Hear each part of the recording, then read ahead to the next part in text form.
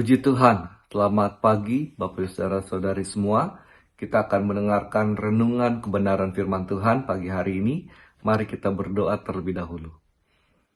Puji syukur kami naikkan ke hadirat Tuhan karena kebaikan dan kemurahan Tuhan, sehingga kami boleh ada sebagaimana kami ada pada pagi hari ini. Kiranya kehendak-Mu yang jadi di bumi seperti dalam sorga dan dalam kehidupan kami, dan Tuhan Yesus Kristus dipermuliakan sekarang sampai selama-lamanya. Ampuni dosa dan kesalahan kami, seperti kami pun mengampuni mereka yang bersalah pada kami. Firman-Mu adalah kebenaran. Urapan Allah menyertai setiap pribadi kami boleh mendengar firman Tuhan, dan kami boleh mengerti dan hidup dalam kebenaran firman-Mu. Kuasa kegelapan roh jahat kami patahkan hancurkan dalam nama Yesus pergi darinya. Kebimbangan keraguan dalam nama Yesus. Biarlah Tuhan gantikan dengan sukacita pengertian yang baik, sehingga kami boleh selalu hidup menyenangkan hati Tuhan. Kami siap menyambut firman-Mu, mengucap syukur di dalam nama Tuhan Yesus Kristus. Haleluya. Amin. Pada pagi hari ini kita akan berbicara tentang manifestasi jasmani dari pekerjaan Roh Kudus. Ayat utama kita terdapat di dalam Kisah Para Rasul pasal yang kedua, Kisah Para Rasul 2. Ayat yang kita baca adalah ayat yang keempat dan 12 sampai 13. Kisah Rasul 2, ayat 4, 12 dan 13. Demikian firman Tuhan. Maka penuhlah mereka dengan Roh Kudus. Lalu mereka mulai berkata-kata dalam bahasa-bahasa lain, seperti yang diberikan oleh Roh itu kepada mereka untuk mengatakannya. Ayat 12-13. Mereka semuanya tercengang-cengang dan sangat termangu-mangu sambil berkata seorang kepada yang lain, apakah artinya ini? Tetapi orang lain menyindir, mereka sedang mabuk oleh anggur manis. Kita akan berbicara tentang manifestasi jasmani dari pekerjaan Roh Kudus. Apa itu manifestasi? Manifestasi adalah perwujudan sebagai suatu penyataan, perasaan, atau pendapat. Menurut KBBI itu yang pertama. Yang kedua adalah perwujudan atau bentuk dari sesuatu yang tidak kelihatan. Allah kita adalah roh. Dan pekerjaannya walaupun dia tidak terlihat, tetapi pekerjaannya dapat terlihat secara fisik dalam kehidupan kita dan dalam lingkungan keadaan dunia sehari-hari yang kita lalui. Nah, Bapak Saudara yang kasih Tuhan, di dalam Kisah Rasul pasal yang kedua tadi ayat keempat, dikatakan ada beragam jasmania ketika beragam manifestasi jasmania ketika peristiwa baptisan roh itu terjadi dalam kehidupan para rasul yang berdoa di loteng Yerusalem. Di antaranya ada yang berkata-kata sedemikian rupa sehingga oleh orang lain diartikan sesuatu yang berbeda, yaitu dianggap mereka sedang mabuk anggur manis. Sesungguhnya pekerjaan Roh Kudus dalam diri seseorang bukan hanya berpengaruh terhadap roh dan jiwanya, tapi dapat juga berpengaruh terhadap jasmaninya. Sebab dalam baptisan Roh Kudus itu, Tuhan sendiri mencurahkan kuasanya atas kehidupan manusia. Kisah Rasul 1 ayat yang ke-8. Nah, kehadiran Tuhan yang bisa kita artikan sebagai hadirat Tuhan, yang disertai dengan kuasa ini, dapat berpengaruh dalam alam jasmani. Ada 6 contoh yang ditulis di Alkitab, walaupun ada banyak contoh yang lain yang akan saya bawakan pada pagi hari ini. Yang pertama, sewaktu Tuhan turun di Gunung Sinai, maka seluruh gunung itu gemetar sangat. Keluaran 19 ayat yang ke-18.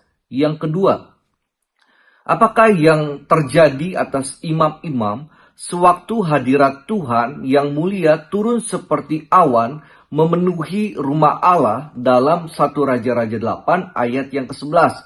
Di situ mencatat atau menyatakan para imam tidak tahan berdiri.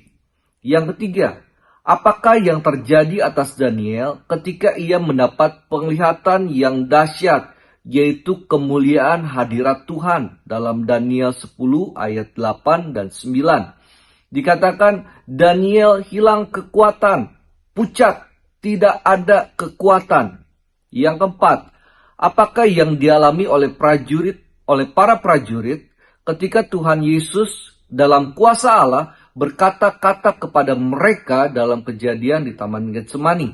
Dikatakan di dalam Yohanes 18 ayat 6, mereka mundur dan jatuh ke tanah. Yang kelima, apakah yang dialami Saulus ketika hadirat Tuhan dan kuasa Tuhan turun seperti cahaya mengelilinginya? Kisah 9 ayat 3 dan 4. Saulus rebah ke tanah.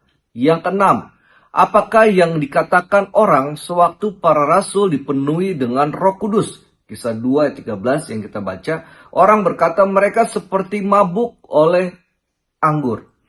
Nah, dari keenam contoh yang saya peristiwa tentang hadirat Tuhan yang disampaikan kepada saudara semua, maka kuasanya dinyatakan dari Roh Kudus bekerja atas diri seseorang.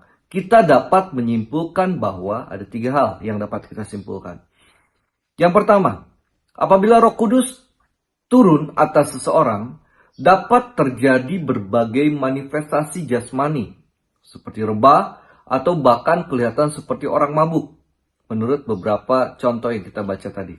Yang kedua, kehadiran Roh Kudus tidak harus selalu disertai manifestasi fisik, seperti yang kita lihat di atas, yang barusan kita dengar. Dalam Alkitab tercatat bahwa ada yang dijamah kuasa Tuhan dan tidak rebah ke tanah, namun juga mengalami kesembuhan seperti mereka yang rebah ke tanah. Yang ketiga, manifestasi fisik tidak menunjukkan tingkat kerohanian seseorang. Ada orang yang rebah tetapi bertobat, seperti Saulus. Ada pula yang tetap tidak bertobat, seperti para prajurit yang menangkap Tuhan Yesus. Jadi apabila Roh Kudus bekerja atas diri seseorang, dapat terjadi berbagai manifestasi jasmani. Tetapi tidak selalu harus disertai dengan manifestasi jasmani. Dan manifestasi jasmani tidak menunjukkan tingkat rohani ataupun tingkat pekerjaan Roh Kudus dalam diri orang tersebut.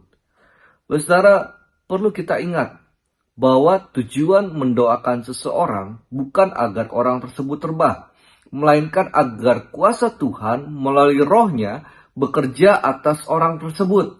Oleh karena itu, janganlah kita minta didoakan hanya agar mengalami manifestasi jasmani, ikut-ikutan orang.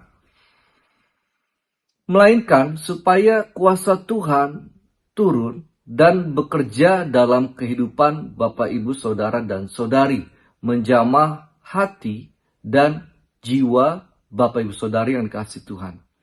Ada pula orang yang berkata bahwa manifestasi jasmani yang menyertai pekerjaan Roh Tuhan sering terkesan kacau dan tidak tertib. Tidak, saudara. Manifestasi yang kacau seperti itu sudah pasti bukan dari Tuhan. Sebab kalau Tuhan bekerja, Allah Roh Kudus bekerja, maka segala sesuatu akan berjalan tertib dan teratur. Contohnya di dalam Kisah 2 ayat 14-13, jelas peristiwa baptisan Roh Kudus atas 120 murid berlangsung dengan riuh dan terlihat tidak tertib, sehingga orang mengatakan mereka mabuk. Tuhan adalah Allah yang berdaulat. Ia dapat bertindak menurut kehendaknya yang mungkin tidak sesuai dengan selera kita, keinginan kita. Tetapi apa yang Tuhan buat teratur. Ketika Petrus berdiri dan berkhotbah, semua orang dan para murid lain mendengar dan mendukung perkataan Petrus. Sehingga 3.000 orang bertobat dan Tuhan Yesus dipermuliakan di dalamnya. Ayat hafalan kembali diingatkan beberapa hari ini bahwa Kisah Rasul 1 ayat 8, tetapi kamu akan menerima kuasa kalau Roh Kudus turun ke atas kamu, dan kamu akan menjadi saksiku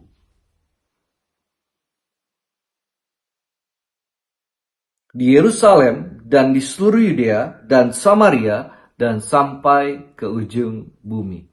Tuhan Yesus memberkati kita semua. Mari kita berdoa.